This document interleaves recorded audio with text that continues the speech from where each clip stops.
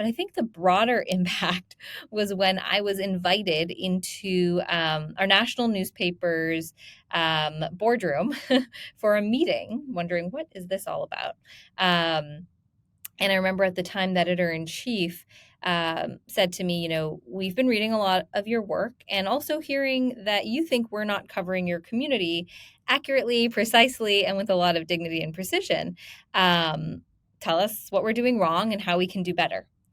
And that was kind of like a wow, like this is it. Like, this is exactly what we were trying to do, get your attention and help you see that there is a better way to do this. And so that I think was like a real aha moment for me that we were onto something.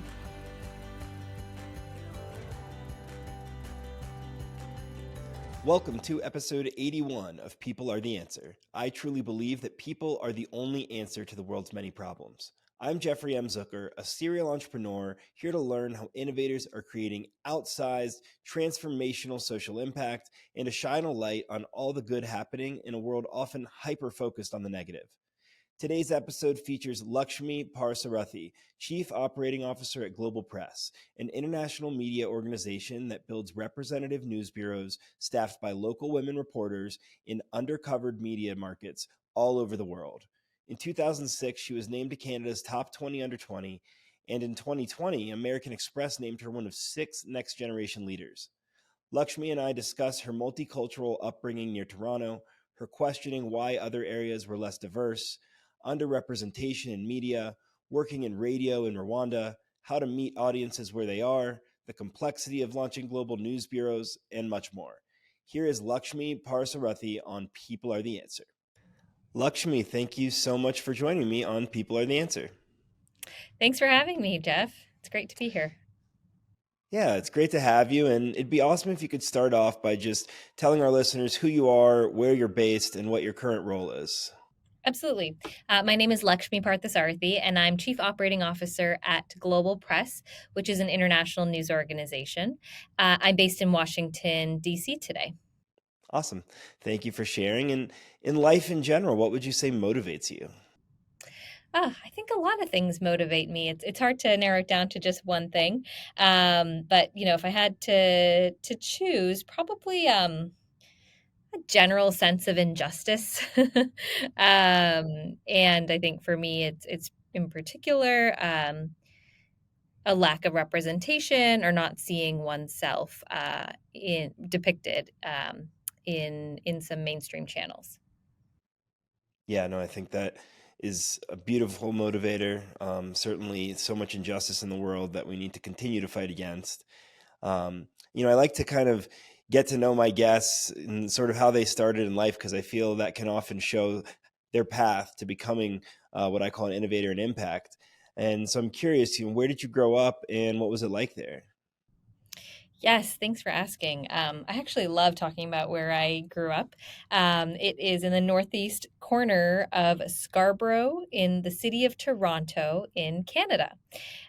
So I am a Canadian and I love where I grew up. It is one of the most multicultural, diverse neighborhoods you will ever come across. I think it's actually the most multicultural corner of Toronto, which is already an extremely multicultural city.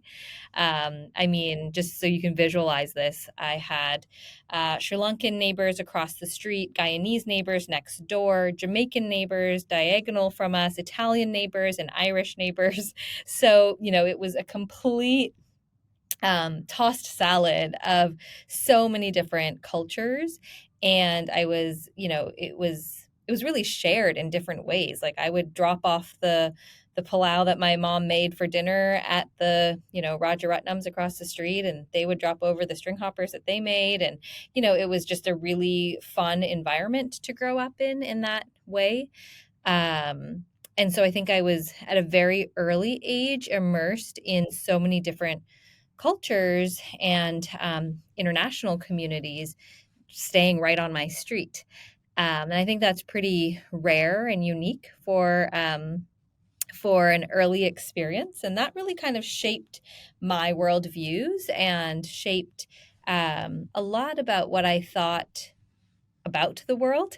Um, and, I think that also had me asking a lot of questions early on in life about why I wasn't seeing the incredible diversity that I grew up around represented in television, in news articles, in radio programs, in Yeah. movies.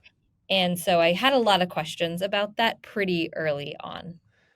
I mean, wow, what a cool and good way to grow up, it seems, just to be able to have that much exposure right around your home. I think there, like you mentioned, there's not a lot of places in the world where you can get that. And I'm sure it contributed to sort of your global view from an early age. And the idea that you were questioning, why am I not seeing this elsewhere, is just incredible. And it makes sense, like, why you sort of started off on this journey towards trying to fight injustice. Yeah, absolutely. I think, at that time, to be really frank, I just thought it was a really cool place to grow up. And I didn't really start to see the different perceptions and opinions about the place that I grew up until I left the community. So I think it was, really when I, started interacting with other scholarship programs or, other communities outside of my kind of neighborhood community, where I started to realize that people would always say, "Oh, you're from Malvern. What is it like there?" Not with kind of the best intention or curiosity, but really curiosity about the potential dangers that might come with that kind of community. Often it was represented as a place that was, high dropout rates in high schools or crime, or, there's always another story about, the same intersection where there was some gang violence happening at the time. Um, but that is such a myopic view of a really rich community that was socioeconomically so diverse, that was multiculturally so diverse. And, diversity truly meant so many different things in that neighborhood. And I just felt like it was so poorly represented to the rest of the city of Toronto, Yeah. to the rest of the country. And I was really frustrated about that. So Yeah. it was, it was just something that I wasn't necessarily experiencing. And by no means am I saying that it was a perfect, utopian community of any kind. We had our problems, just like most neighborhoods do, and most communities do. But there was a lot to take away from it, and what I was seeing was all of the negatives, and not kind of the whole story. And that's what I found really frustrating, and led me to kind of bring together a group of others that were just as frustrated as I was about how our community was being depicted in both the national newspapers as well as national television. And we decided to start our own publication called My Roots. And this publication ran for about 10 years. It was a media organization that did a couple of things. We trained local students, adults, teachers, anyone that was interested in storytelling at the local library. We actually invited reporters from across the country to come do these trainings. We published a print quarterly magazine that was distributed in elementary and high schools across the entire um, northeast part of Toronto. And then we ensured that we were constantly sourcing story ideas from our community directly. So we weren't just kind of going out saying, this is what we think is important to cover, though we were already community members. We were literally asking our community members, what frustrates you? What challenges are you having today? That might be as simple as, why doesn't the Toronto Transit Commission, the TTC, bus allow us to get from our home to our mall to the mall without having to switch 3 times, but all of those other communities get there directly? Well, this is a really great question to investigate for any reporter.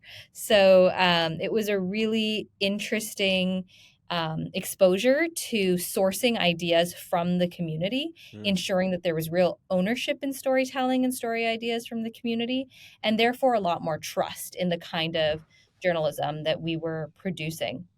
And so we launched this organization, ran it for 10 years, and I really do think that it really got the attention of both the national news, regional newspapers, and I think we did what we could to try and change perceptions of the community. Yeah. I mean, it's such a cool way to go about this journey of trying to do things in this diverse, proper way in terms of tackling the media. And I think it doesn't seem like something that would immediately come to mind. But when you think about it, I mean, there's not a lot of true local journalism left. We've got a great newly became a nonprofit here in Colorado, where I live, called the Colorado Sun, Mhm. that has been really deploying locals to find out what locals want to know. And I can imagine, especially within a diverse community, how sort of highlighting these frustrations of people and their perceptions can just go such a long way in giving people confidence in what they're reading or listening to. Absolutely. I mean, one of the early questions I always had is just why do all of the bylines that I read in even just the Toronto Star, and this was, in the 90s, um, why don't they represent the kind of diverse mix that I'm seeing around me? Why is it the same people telling stories about my community that don't actually represent it? And I think we can see that at scale whether it's in Colorado, whether it's in, any other state, province, etc., around the world where local news really isn't as valued. But there are real dangers in the consequences of that and whether people actually trust people helicoptering into their communities. And I mean, especially these days, and how divisive we've become, and the news has become like these sort of weapons for different sides of the aisle, and it's become so hard to trust certain things. And then there's attacks against the media. And I'm just curious, given your experience, what you think of the current state of the media. Well, that actually brings me to my current work. I think there is certainly a better way forward. And I think what we often do when we talk about the news industry is we kind of throw our hands up and say, it's all just, it's terrible, it's untrustworthy, there are bad practices, etc. Or, it can be divisive in terms of, we are pro this or anti that. But what we've seen where I currently work, which is Global Press, an international news organization, is that I think a couple of things. One, there is a growing interest in higher quality international news that is locally sourced and produced. And I can talk a little bit about the research that I've done that actually shows this across the United States. But also, Global Press, we're an international news organization that builds independent news bureaus staffed by local women reporters in undercovered media markets around the world. And, we have shown through 17 years of building these news bureaus how you can do holistic representation, how you can do really incredible locally sourced stories. So that means prioritizing the local expert over the World Bank official. So there are a lot of practice changes that we can bring in to our industry to make it better, one story at a time. But it really requires us to be a lot more self-aware and reflective about some pretty archaic processes that have been, part of the industry for hundreds of years, but that we haven't let go. And so, that I really do think that Global Press is almost like a innovation lab and proof of concept for so many of these different ideas. And what I was doing at my roots so many years ago, um, I had no idea, but this is really what I was doing on a small scale. Fast forward over to Global Press, and it's what we're doing on a global scale. Yeah, it's really really cool to see sort of where the journey started and where it's going, and I'm excited to dig further into Global Press. But first, I want to understand a little bit more on how you got there. So, you know, when did you first leave the community you grew up in? And I saw you went to Carleton University. Was that when you left, or? Yeah, so that's exactly when I first left. I went off to Ottawa, which is a very different city than Toronto, much colder, but also in some ways not as diverse. So it was a little bit of an adjustment there, and I think that's when it was really apparent to me that people had a lot of assumptions about where I was from. And so that was, really fascinating to uncover and to experience. And, at the same time, while I was in Ottawa, I was exposed to some really incredible um, people that were trying to change practices in journalism in really unique ways. So some of the professors I was exposed to were, had been foreign correspondents in Kigali, Rwanda during the genocide. And had really understood that actually we need to capacity build local journalists to be telling these stories so that I don't go back in and do the same um, or create the same challenges that we did in 1994 when we were helicoptering in and telling these stories in a way that could have been told differently. So that was really fascinating. On the other hand, I was exposed to the idea of media development, really investing in again local bottom up media, really investing in community driven media, what that looks like around the world. And so a lot of kind of these ideas were starting to pop up for me. And I think that also helped me to better articulate what I was doing with this news organization in my own community. I was kind of flying by the seat of my pants, didn't quite know what I was doing at that time. But putting kind of these theories to my own practice kind of helped me paint a better picture of what I might want to do after university. Yeah, no, that makes a lot of sense. It sounds like you got some really cool experiences while you were there, and I saw you were the president of Journalists for Human Rights. You were received Canada's Top 20 Under 20 award in 2006. These are pretty cool accomplishments at a young age. I'd like to hear a little bit more about them and just what made you so driven at that young age versus being a young person, and have, I'd say that there's so many people that at a college age aren't thinking about the incredible work that you were thinking about. I have to introspect a lot on that and take myself back to that time. I think I think it comes back to like this idea of injustice, but also building community around that. And I think if I was doing any of this work entirely on my own, it may have been my idea. Um, I don't think I would have persevered. I don't think I would have continued. I don't think there would be as much longevity in the news organization that I built. I think it's really about finding other people that are just as passionate about the frustrations you have and about the solutions and talking about those solutions. And so I think that really helped the people I surrounded myself with. Both in Ottawa and in Toronto, I was really, really lucky to have some of my best friends in the world also just as driven to kind of solve these challenges and wanting to do that alongside me. So I think that really helped. Um, and I also think that I had the opportunity at a very young age to see a lot of people that had just immigrated to to Canada, not this country, the United States, but to Canada. And they were really hard workers. Everyone worked really hard. Yeah. Everyone really kind of was community oriented, always still found time to kind of connect with others. And I think that also was kind of instilled in me very early on. Yeah.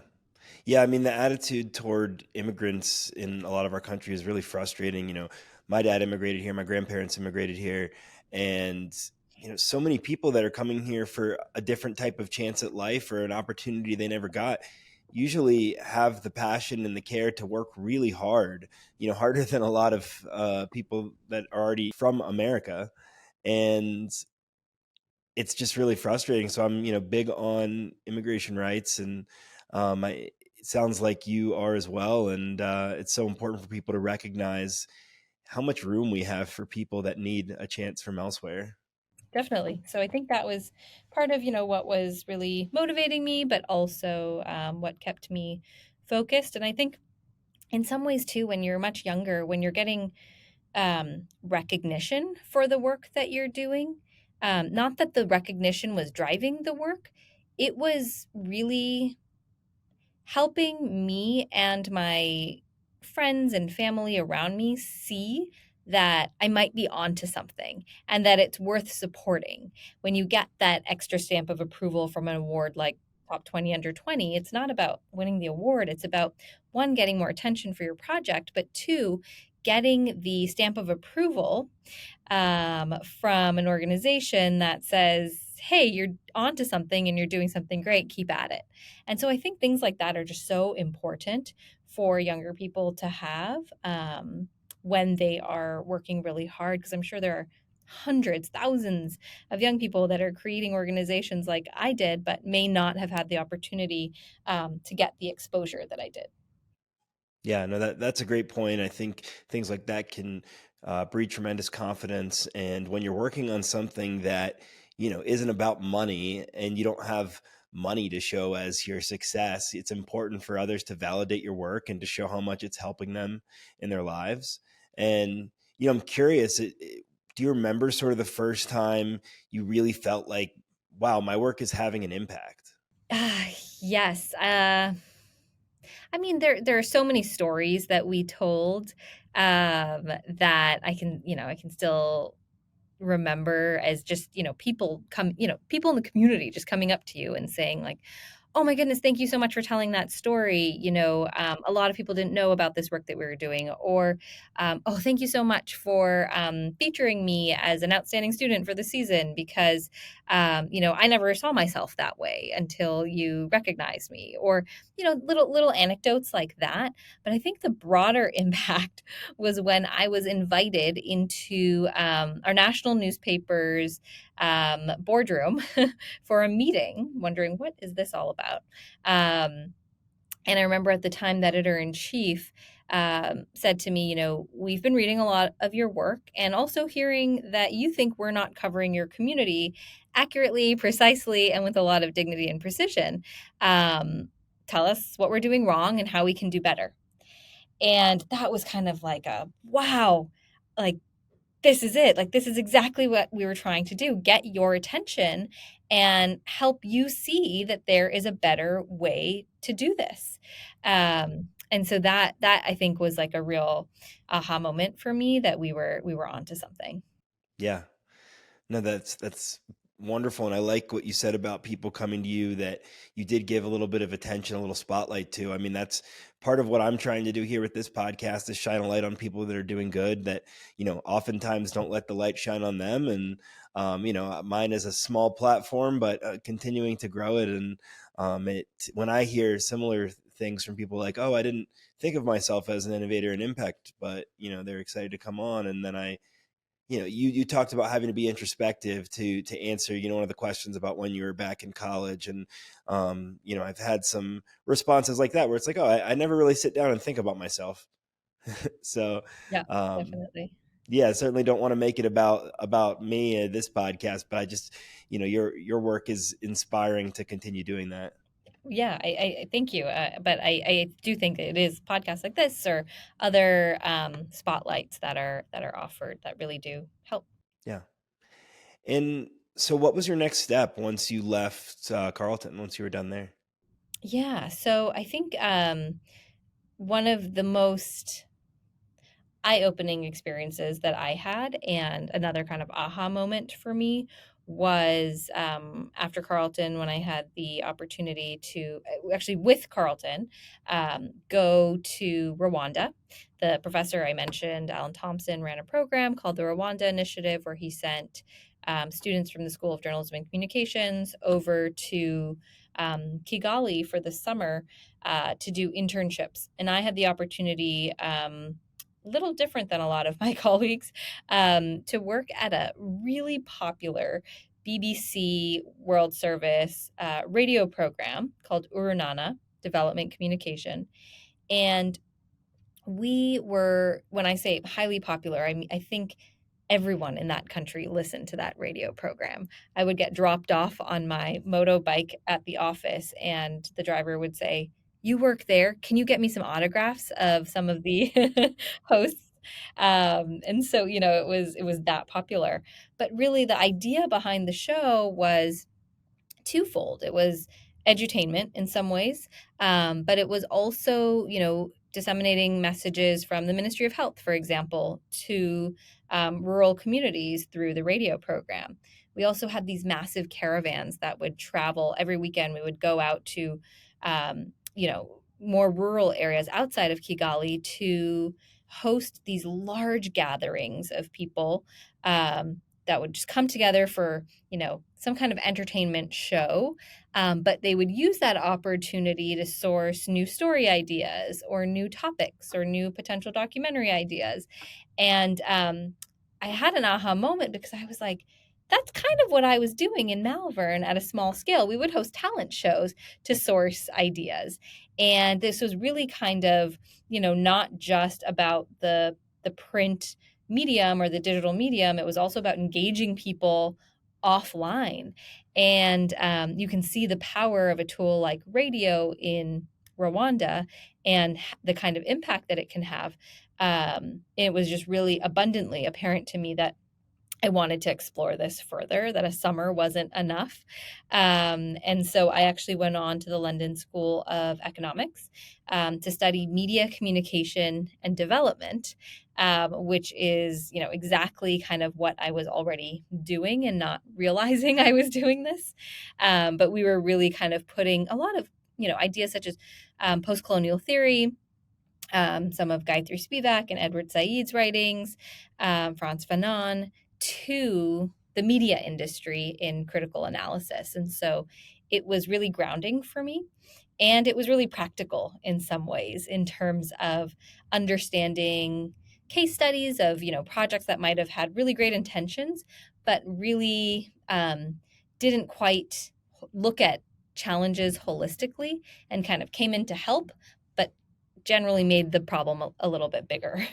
So I absolutely loved that experience, and that kind of led me into a myriad of other media development projects. Awesome. Yeah, that sounds like truly transformative. And, after having such an incredible experience, what did that sort of push you or motivate you to want to do next?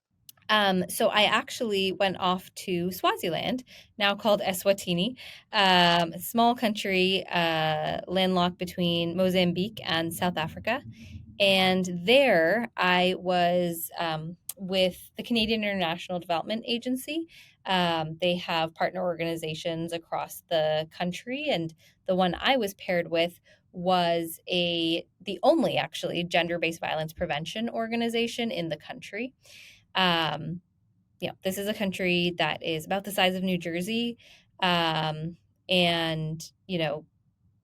they have a lot of kind of traditional practices that are deeply ingrained in culture. And part of, what we were doing there is ensuring that the media coverage of issues such as gender-based violence were more sensitively reported on, because it is a pretty challenging issue to address when there are cultural and traditional elements to that challenge in the country. And so part of what we were doing is not just doing those media trainings, but also um, lobbying for a bill to be passed in Parliament, the Children's Protection Bill. And that really required a lot of different things. It required, billboard campaigns and, newspaper ads and, again, some offline type engagements and events. And so I really kind of try to look at where do people access information? How do they access information? When and where do they trust that information? And how do you ensure that the information that's being presented is something that's accessible to them? So are they listening to radio at 10 o'clock in the morning? Then, that's the airtime that you want to get. Yeah. It's a really good way to look at sort of utilizing the ways that we know people are consuming the content and making sure to say the right things at the right time. Absolutely. And I saw you also got your master's. Yes, so that was at the London School of Economics. Okay, got it. Yep. And yeah, I mean, it sounds like you learned an incredible amount at all of these experiences. And you know, we talked about my roots previously and what you did there, and how you started to build truly representative newsrooms. And when we talked about it, you mentioned how currently there's data showing that there is a lot more of this type of content coming up and growing. And you mentioned talking about your research around that. Yeah, exactly. So, just over the last 2 years at Global Press, we, well, really over the last 3 years at Global Press, we have noticed that our US audience has significantly grown without us putting any kind of investment into that US audience. We prioritize our local audience. So it was quite fascinating to us to uncover some of that audience data. Um, Now, what we just wanted to do and what we decided we were going to do is really better understand who are these consumers of international news in the United States specifically. What can we learn about them? What are their interests in this news? Why do they choose it? Like who are they? Because we're really not doing anything to invest in them. And, it was fascinating to see that um, across the board, first of all, I had a lot of assumptions going into this research that we undertook, but across the board, I was wrong on so many accounts. So we surveyed over 1,200 respondents, combination of interviews and surveys and all sorts of research methodologies that our research firm Goodwin Simon conducted, and what over 10 months. And so what we found was that one, there is a growing diaspora, migrant, and refugee population here in the United States that's really hungry for something high quality about the places that they originated from, but they can't necessarily trust the news that's being told here in the United States. And at the same time, they can't necessarily trust what's being told back home. So there was a really interesting kind of emerging population that I think is definitely underserved and can be better served and tapped. On the other hand, through and through, it doesn't matter whether we're talking on Republican, Democrat, extremely liberal, extremely conservative, older, younger Americans. Through and through, what we heard and what we saw in the responses was that people trusted the local journalist over the foreign correspondent.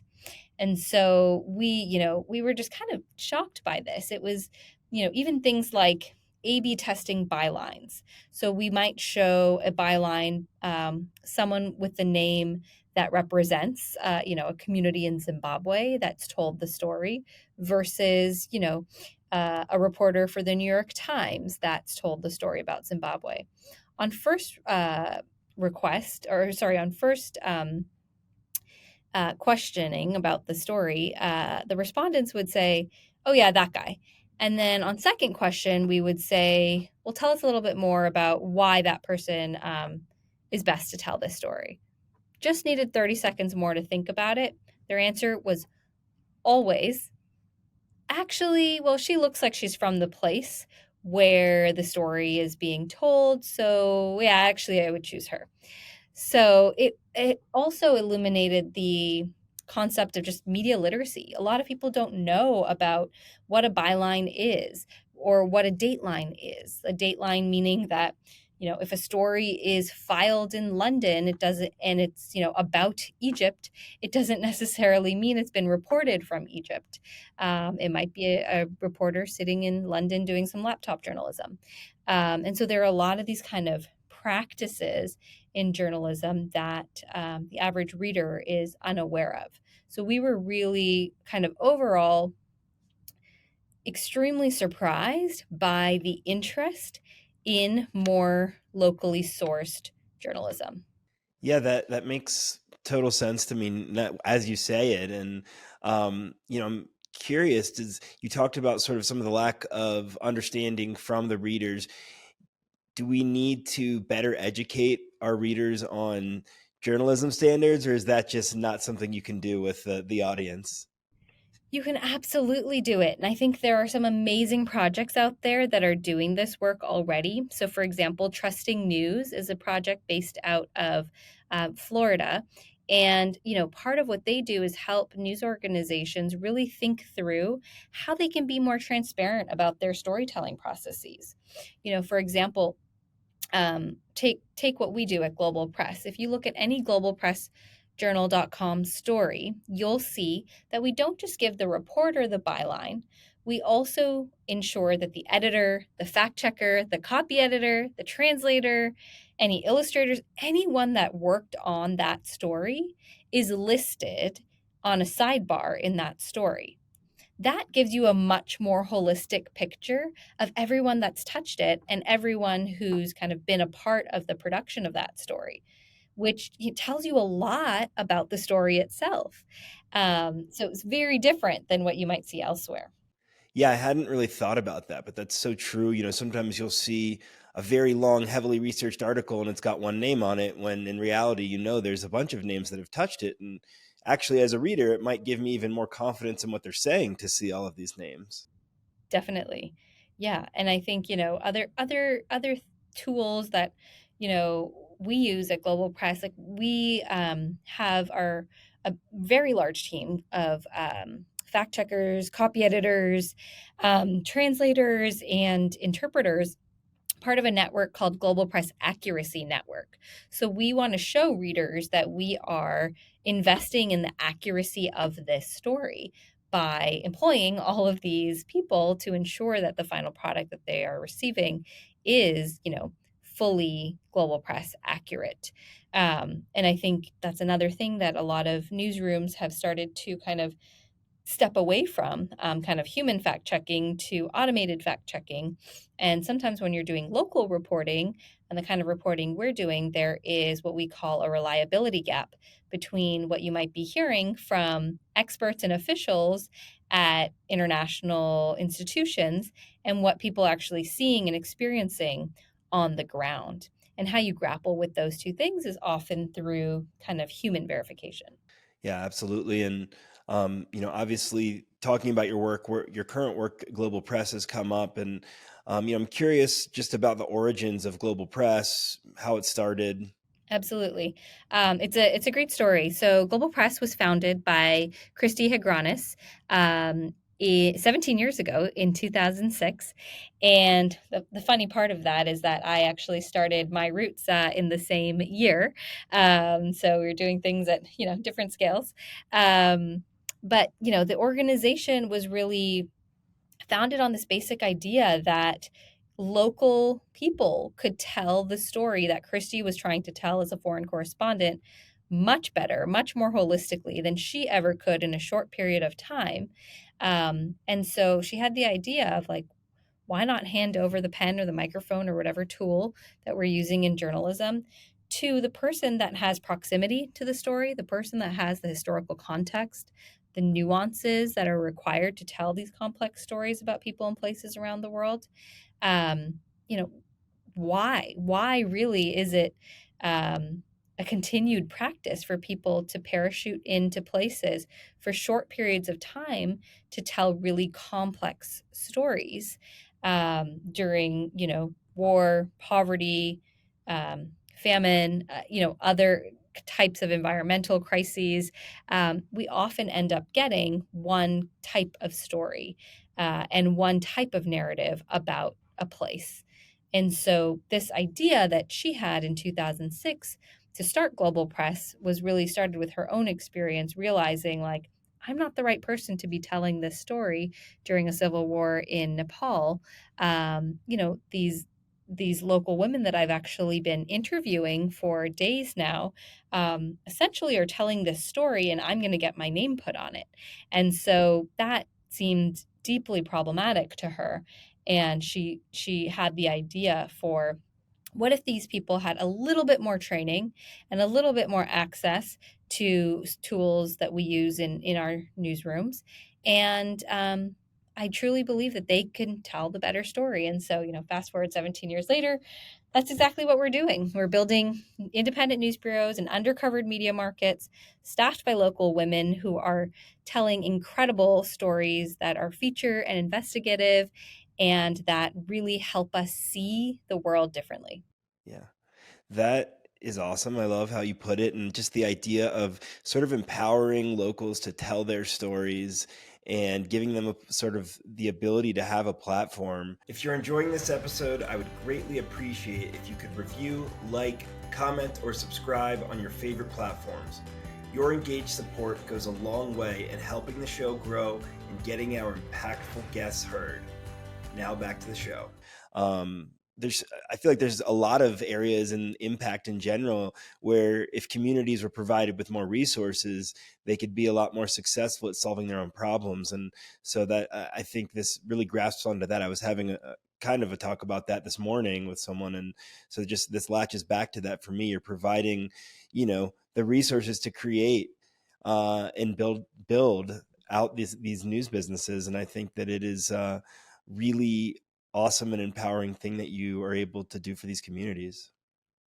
Yeah, definitely. But I mean, vice versa, it's really about the audiences that we get to serve with this incredible content, right? So, someone sitting in New York City that knows that, I hear there's some kind of conflict going on in Goma, DRC, but picks up a global press story and really better understands, oh, this isn't kind of just a short-term conflict. There's a lot of internally displaced people in Democratic Republic of Congo. And it's not actually this one area, it's multiple areas. And, let me look at this incredible interactive map that Global Press has built to help me understand the movement of people in this one country. And so really at the end of the day, we are serving our audiences with better, high quality news.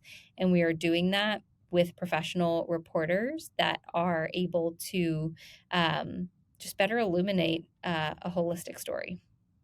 Got it. Yeah, that is wonderful. And I'm curious, how is your content distributed? I mean, of course, there's the local organizations.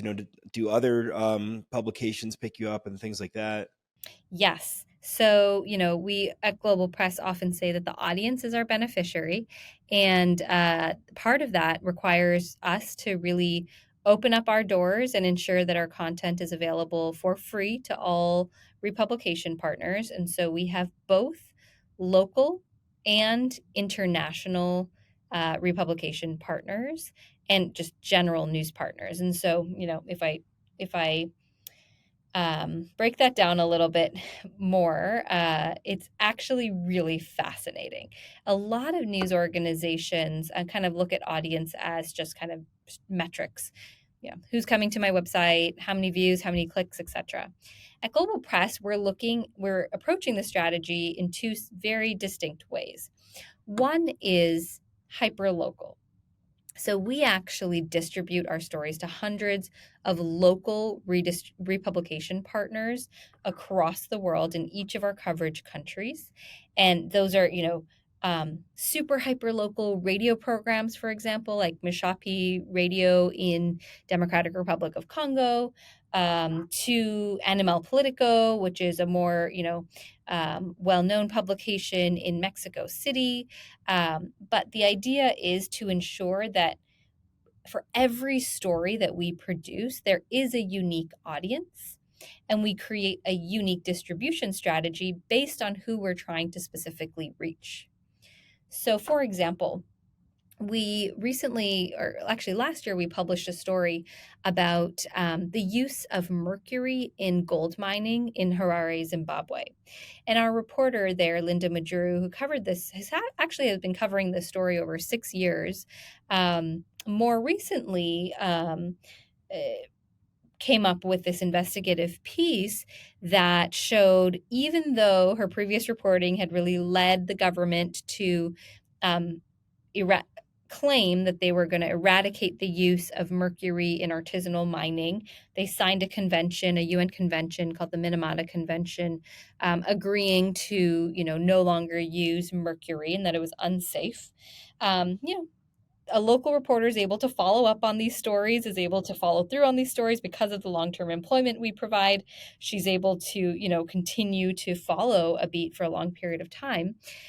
She uncovered that actually artisanal miners are, one, still using mercury in their mining practices, two, have no idea that it's illegal to be doing so, and three, told a really incredible, nuanced story about how it's not just about, this is bad, people are using mercury in their mining practices, but that the economy in Zimbabwe is really suffering. And if they stopped using mercury in mining, this would take away hundreds of thousands of jobs from people.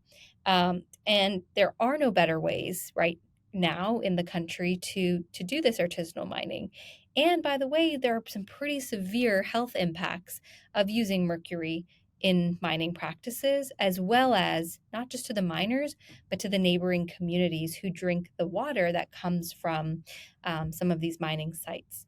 And so it's a really complex story, just when you're thinking about Zimbabweans, for example, that need access to this story.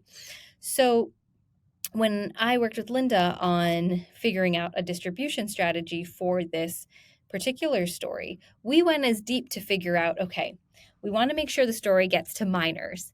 We want to make sure the story gets to certain public officials in the country. But let's focus on those minors first and the people whose water is being impacted by the mercury that is kind of making its way over to their communities. And so first of all, we published that story in English on globalpressjournal.com. We decided we need to make sure that we have a Shona version of that story um, locally available, but also, the minors that she was trying to reach don't necessarily read online or print news. And, literacy rates are not that high amongst this community. So she said, best way to reach them is radio. So we decided, okay, we're going to set up a partnership with Zimbabwean Broadcasting Corporation. She hosted a 1-hour radio program at 11 a.m. specifically, because that is when minors have their radios on at work. And she asked them, when are you listening to radio? What shows do you listen to? And that's exactly what we did. We met them where they were. We didn't ask them to come to where we were to access our information. And so I look at that example as just, one of dozens of examples just from this year alone of how we bring our news to the communities that need it most. So Yeah. that's kind of the local distribution strategy. Some of it's online, some of it's, through partnerships, some of it's through, radio, and some of it's just through conversation with communities. And then on the other side, we also partnered, even for that story, with some international outlets such as, or US and European based outlets such as PBS NewsHour. We did a video report with PBS NewsHour featuring Linda as the reporter, ensuring that she got the byline for that story. Because it was also really important for people who are consumers of gold to really think about and question some of the practices behind procuring that gold, but also how gold kind of moves across the world from one location to another. So that was, another strategy there. I mean, I love the depth of thought that clearly goes into your distribution strategies. I think it goes tremendously long way in getting these messages out there. So thank you so much for sharing that with us. And I'm curious, how do you guys decide which locations to go to? Yes, so it's global expansion is one of the coolest parts of what Global Press does. And, the reality is we wish we could be everywhere in the world. I think what's really cool is that the Global Press model can work in so many different places. We look at media markets within countries. So, I think a lot of other news organizations and media development organizations have a tendency to focus on one country as kind of one type of media market. But what we've uncovered in our research is that one country can actually have 4 different kinds of media markets. So a capital city might be an oversaturated media market, but several other locations might be news deserts. Other places might be transitioning political environments. And so we really look at how to diversely, in a very diverse way, select reporters to represent each of those kind of those places within a country. But also in terms of selecting countries, we often try to ensure that there's kind of equity across the regions that we work in: Latin America, Asia, and Africa. We also publish in 7 different languages. And so all of our news is also available in the local reporter's language. It's very important to us. They actually don't have to speak English to work for Global Press, which is, I think, often a really significant barrier to entering journalism in many of these countries. And so some of it is, really paying attention to things like what kind of access to high quality journalism does this country or community specifically have? What kind of barriers to entering journalism are there in these countries and communities? So, in some places, you might have to go to X or Y university or institution and get X or Y accreditation in order to even get a job as a journalist. And those tend to go to a specific, caste or tribe or group of people, and then that perpetuates one dominant narrative. And so we really try to get under the hood of some of these challenges that then end up representing entire countries. And so that's some of what goes into our assessment in determining where we go. Got it. And do you or someone from your team, physically go visit these locations, or is it all done remotely? Yeah, so what's also really cool about Global Press is we have regional teams around the world.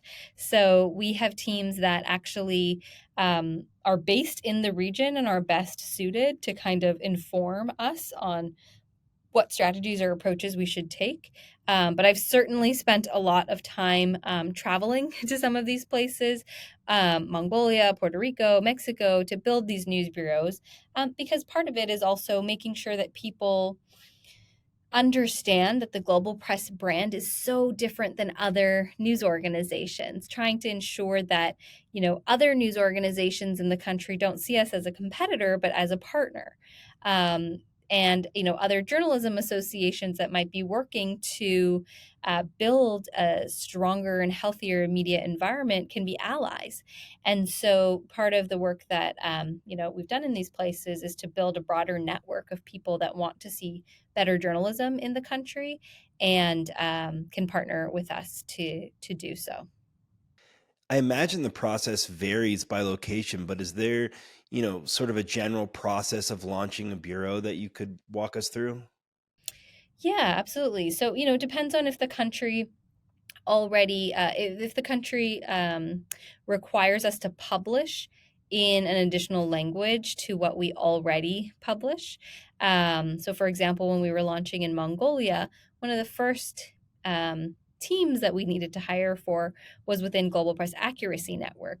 We needed to hire translators and interpreters so that we could even just get those application forms out in the country. And so that team was really critical. We also ensured that we had a local trainer to work on our journalism curriculum, not someone who was just speaking English with our reporters. And then from there, once a training is complete, regardless of whether a reporter has previous journalism experience or not, they have to go through our curriculum, our journalism curriculum on Global Press Institute online. It used to be actually an entirely in-person training, and now it is something that we've spent a lot of time perfecting online for low-tech environments. And so they would have to go through this training program and successfully graduate. And as long as they graduate, they are guaranteed employment with Global Press Journal. And so you can see how, we have to kind of set up that training program, ensure that, we have the translators and interpreters ready to go. We have, the language expertise before we even begin kind of telling the stories. And so that process can take some time, and even just researching and understanding, Samantha Nesfield, our director of global expansion, spends a lot of time with the team just trying to better understand the nuances of these places, and most importantly, what kind of media markets they present, and what diversity really means in those countries, so that we can really specifically target our recruitment process to reach communities that are often left out of traditional journalism jobs. And so a lot of work goes into all of that. And then, we just have some incredible reporters that have kind of grown out of these training programs. And some reporters are unlearning previous practices from other newsrooms. Some are learning new practices, having been in completely different professions before. But the beauty is, really, they're all being trained to be Global Press Journal reporters. Yeah. I mean, it's really remarkable to hear about the incredible work that you're doing all over the world. And, I'm curious, how do you guys, what's the funding model? How do you keep this sustainable? Yeah, definitely. So, Global Press is a nonprofit news organization. So, we are really fortunate to have many different philanthropic organizations that support Global Press and have supported Global Press over many years. Um, and that is, many, journalism portfolios that we're in, from MacArthur Foundation to Luminate to um, uh, let's see, Humanity United. So there are many of them out there that we're really incredibly lucky to have support from. We also have, of course, some individual donors that have been supporting Global Press and have been great supporters over many years. So we are really, really reliant on both, our development team to fundraise, and on these large institutional foundations. Now, that said, I think it's really important that all news organizations are constantly diversifying their revenue streams, especially in times when donors or foundations might change their interests in terms of what they are interested in giving to, or depending on, as we're all looking at the economy and how it's performing. And so, I think it's really incumbent upon a lot of news organizations to constantly be innovating in this space. And so we launched something called Global Press News Services, which is our B2B division of Global Press that takes all the things I've been talking about, all of the really cool tools and resources and practices and trainings that Global Press has been perfecting over so many years, and offers it to other organizations that can really benefit. And so we offer really two key services: one around duty of care, which we actually haven't discussed, but is a really interesting aspect of Global Press. It is our holistic safety and security program that prioritizes physical, emotional, digital, and legal security for local reporters when evacuation isn't an option. And that service, I think, is really transferable. We created a service around duty of care, both a roadmap and an implementation plan, that so many organizations can benefit from when they're thinking about holistic wellness for their team members.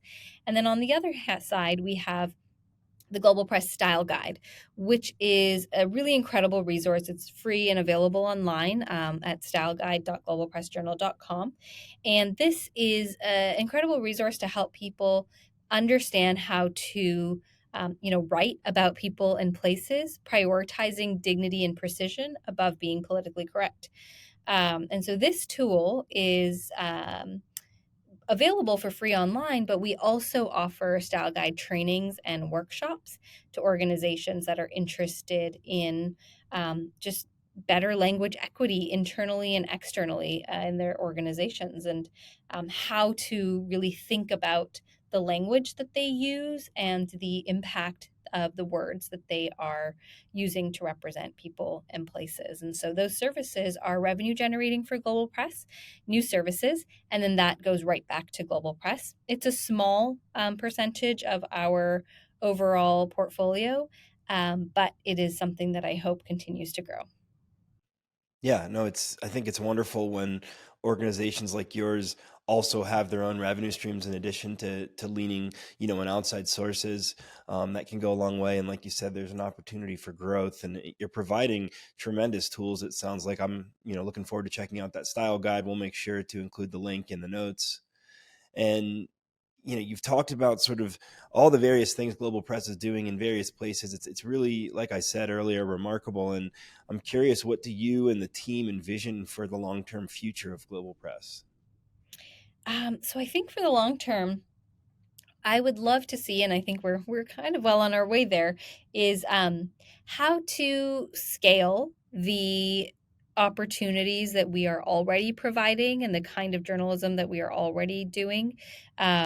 Scale in the sense of not just for the sake of scaling more people, more stories, etc., but how we invite more people into these opportunities versus kind of doing a few reporters at a time. So we see upwards of 1,000 applications for just 7 reporters that we can hire in any one bureau.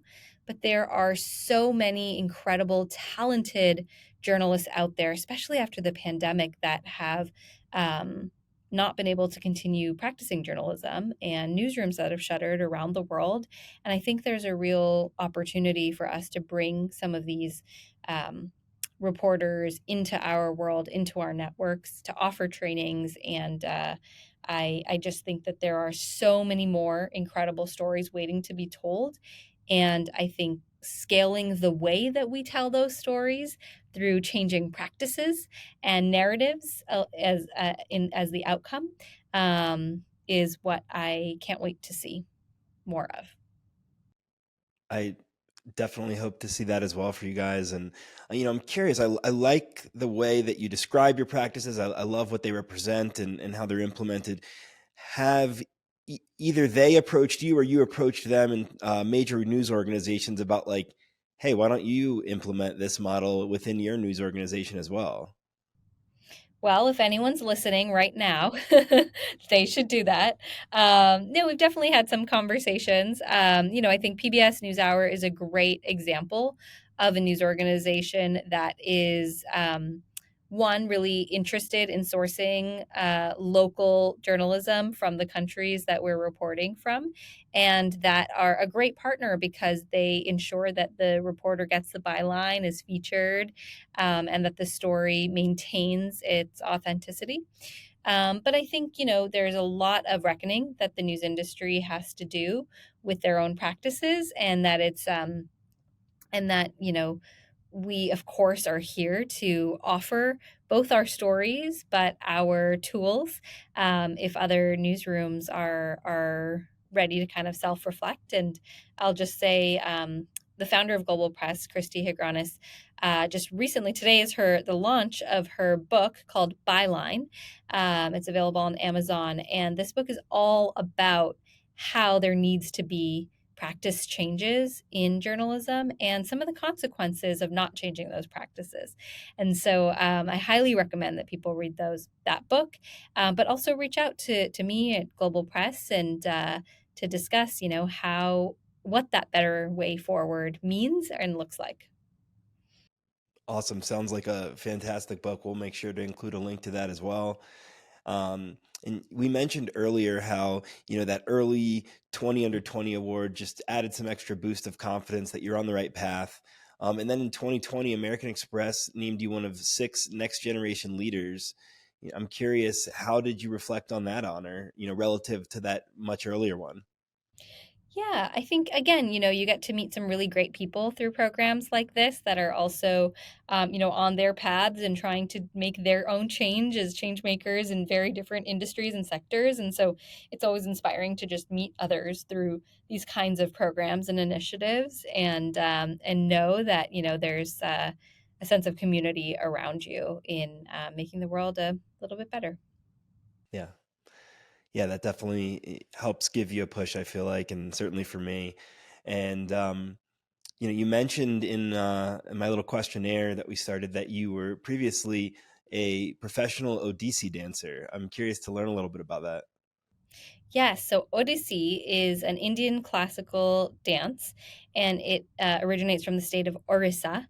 It's a dance form I fell in love with as a child in Toronto and spent many years perfecting with my dance school and dance company. So I spent a lot of time, many, many hours a week in practices, rehearsals, and I actually used to even travel back from Ottawa to Toronto for my shows and performances and classes. And so it was a really, really big part of my life and something that I think, that kind of artistic expression was so important to me for so long. And I think something that I still, would love to tap back into at some point later in my life. Yeah, that's great. So how long has it been since you were doing that? Oh gosh, it's been a long gap. It's probably been a gap of about 10 years since I have been dancing. It was, definitely taking a path of, am I going to do this for a long time professionally, or, off to Rwanda and Swaziland I go. And so, I had to make some personal choices there, but I do think it's something that I really do want to get back into and to connect back with. But I think it's something that just never leaves you when you've been dancing for that many years. It is Yeah. really part of you. Um, and, I was really privileged to have that experience for so many years and to have that aspect of my identity. Yeah. Well, thank you so much for sharing that with us. Super interesting. And, we talked earlier about when you first saw that your work was really directly impacting change. As you've gone on throughout your career, working at Global Press, has there been another big story where it just you saw your work and what it was doing? I think the cool thing about working for a news organization in particular is every day there is an incredible story on globalpressjournal.com where I might say, I remember when we hired this reporter X number of years ago, and it's so incredible to see the 6 month long investigation she's just worked on. And, rewind 3 years ago when she had just completed that training program. I bet she never knew that this is a story that she was going to tell. And I wonder how many people it served. That kind of happens almost every day in our newsroom, which is pretty cool. Um, and I think that the other really incredible aspect of the kind of work that I get to do is that, so many organizations talk about, empowerment and, giving voice to the voiceless and kind of these cliche terms, especially in journalism and in development. But at Global Press, we're really clear eyed about the fact that our reporters are incredible professional journalists.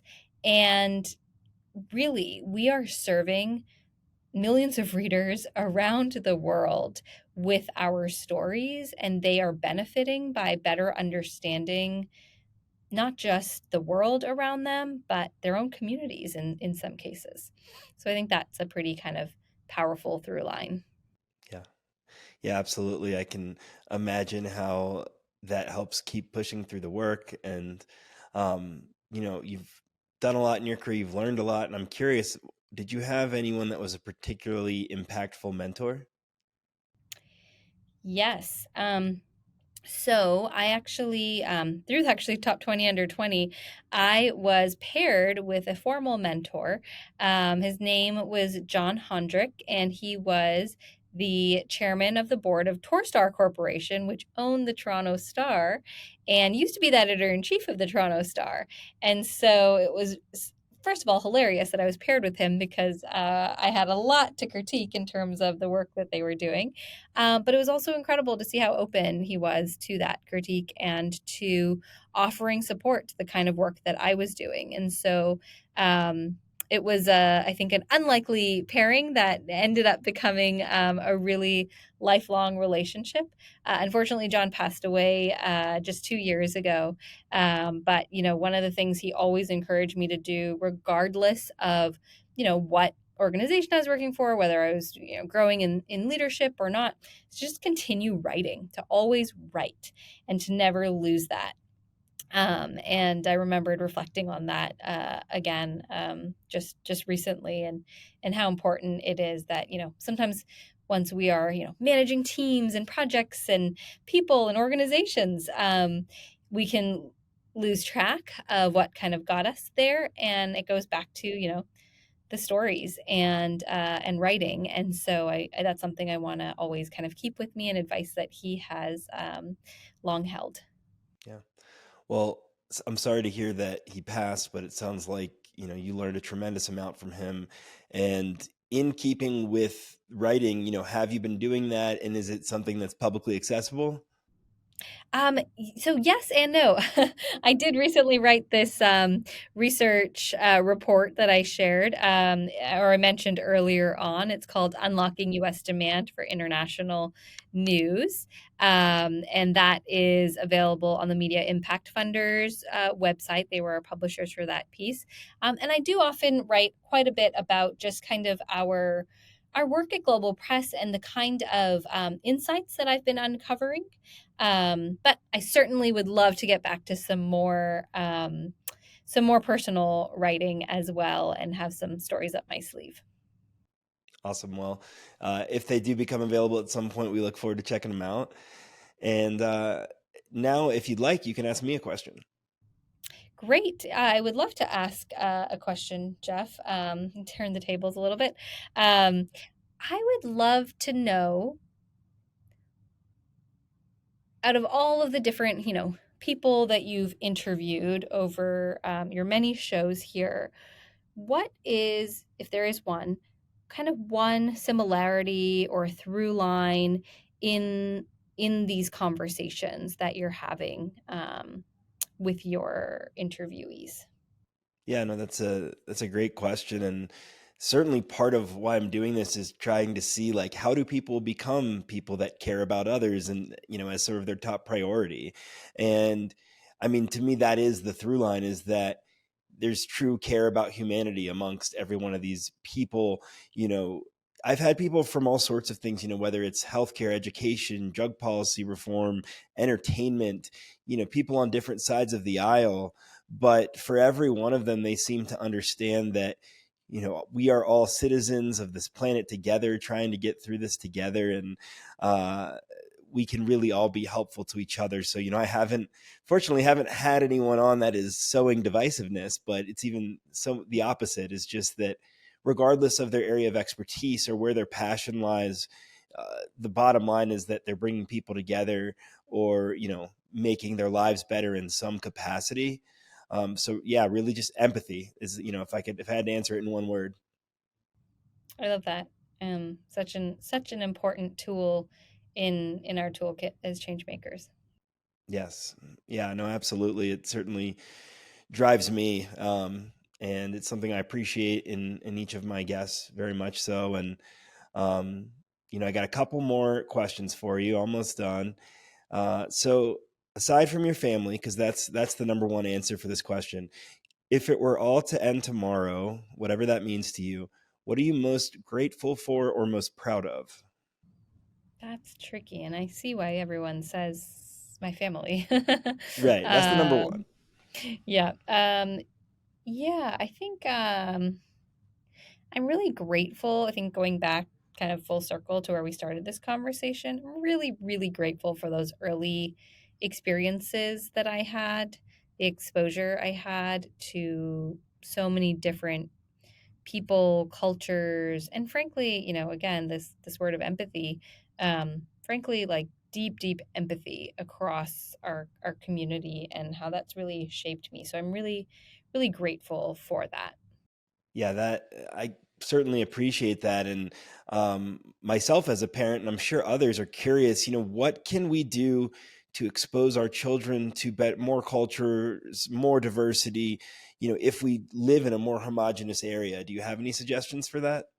I mean, I promise that even if it's a more homogenous area, that, everyone has a story, everyone has some kind of adversity that they have faced. And I think having real conversations about that adversity or those challenges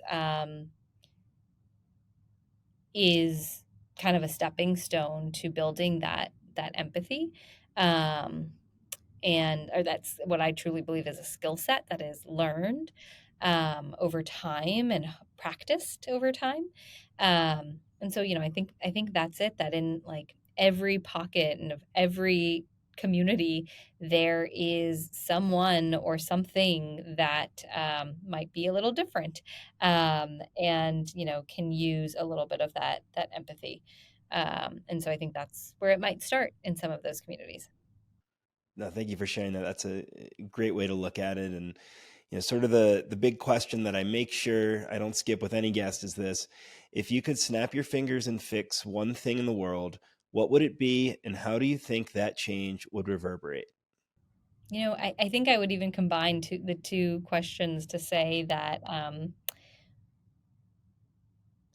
helping people, not just even young people,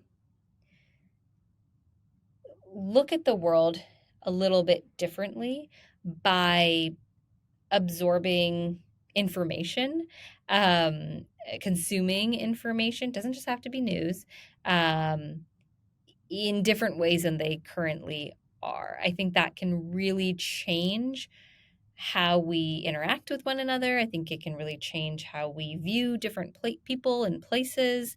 And I think, where and how we choose to make informed decisions about all sorts of things in our lives is really, really important. And, I am a little concerned with the direction in which that is going. And I do think that not to say that we had it perfectly before, but I do think just diversifying our exposure to all sorts of sources and really making great decisions and judgments and forming our own opinions based on a multitude um, of different stories and information will serve the world better.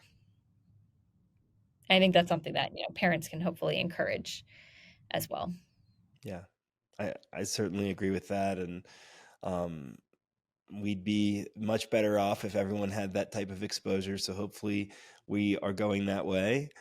And it's been tremendous having you, learning about the incredible work that you're doing, and just the ability to improve journalism around the world is really exciting. I'm glad that's going on. And I'm wondering, and I'm sure others are as well, how can we support you and your impact? Well, first and foremost, read our stories on globalpressjournal.com. I can't emphasize that enough because, I guarantee you that you're going to get something very different than what you're reading elsewhere. You'll get a much more holistic story. So that's the first step. And I think the second step is, of course, if people are ever interested in donating to Global Press, we have a donate button on globalpressjournal.com after you read those stories, if you are inclined to do so. But I think beyond that as well, there are other ways that people can support Global Press by encouraging other news organizations to republish our stories, or by, potentially even watching our media literacy videos on our websites, and really better understanding and unpacking the news also helps to ultimately accomplish our mission. Awesome. Well, I'm excited to dig into Global Press's work and read more of your stories on an ongoing basis. And thank you so much for your time. Hope to continue our conversation, and excited to share your story. Thank you so much for the conversation. Thanks for listening to this episode of People Are the Answer. If you enjoyed the episode, share it with friends, and reviews or subscriptions on your favorite platforms go a long way to help the show grow. I want to share these incredible people and their remarkable work with as many others as possible. Thanks for your support. For more, go to peoplearetheanswer.com.